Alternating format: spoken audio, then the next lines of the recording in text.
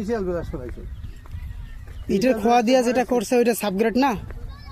Subgrade আরো নিছে, subgrade আর নিছে। আচ্ছা, সাবগ্রেড বালু দিয়ে যেটা করে এটা সাবগ্রেড। আচ্ছা, যেটা শুধু মাটি দিয়া করছে বাড়িতে সাবগ্রেড। আচ্ছা, যেটা খোয়া দিয়া করছে সাবব্লাস্ট। খালি ব্লাস দেয় ইনিশিয়াল ব্লাস। আচ্ছা, ইনিশিয়াল ব্লাস্টের পরে দিব তোমার লাইন তৈরি করব। আচ্ছা, এরপরে ফার্স্ট রাউন্ড ব্লাস ফলাইব। এখন যেটা ফলাইব ফার্স্ট রাউন্ড ব্লাস্টের পরে হবে পেকিং অ্যালাইনমেন্ট পেকিং সব। সেকেন্ড পেকিং হওয়ার পরে হইব second round blast. Second round ব্লাস্টের পরে হইব ফাইনাল পেকিং। ফাইনাল পেকিংয়ের পরে হবে প্রোফাইলিং।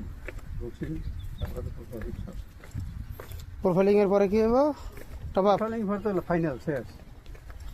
লাইক ঠিক হইব। তাহলে টপ আপ কোনটাকে বলতেছে? কোনটা টপ? ওই টপ আপ ব্লাস্ট কোনটাকে বলতেছে? এটা ওই যে সিলভার উপর থাকবো না, দেখলাম ফালাইবার পরে বুঝতে পারছি।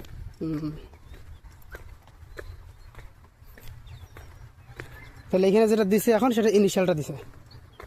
কোনটা? এই যে এখন যেটা আছে। হ্যাঁ, ইনিশিয়াল। নামটা একটা ভুলে যাইবা তুমি, নাম বলে অনেকগুলো নাম তো একসাথে। কিন্তু এত যে ধুলা বালু যে ঘাস টাস দিয়ে তো ভর্তি, তাহলে এই ব্লাস্ট দিয়ে কি কাম কাম করতে হবে? এই যে মাটি দিকে তুই ফুসকে ওটাই দিব। এটা তো সিটি লেখা হয়েছে। আর এগুলো তো করছিল না, ধান টান নাড়ছিল না, খড়। এটা মা পাবলিক কে করতে জান, ওগুলো তো আবার পরিষ্কার করা লাগবে না? সবই পরিষ্কার করা লাগবে। পরিষ্কার লাগবে না কি?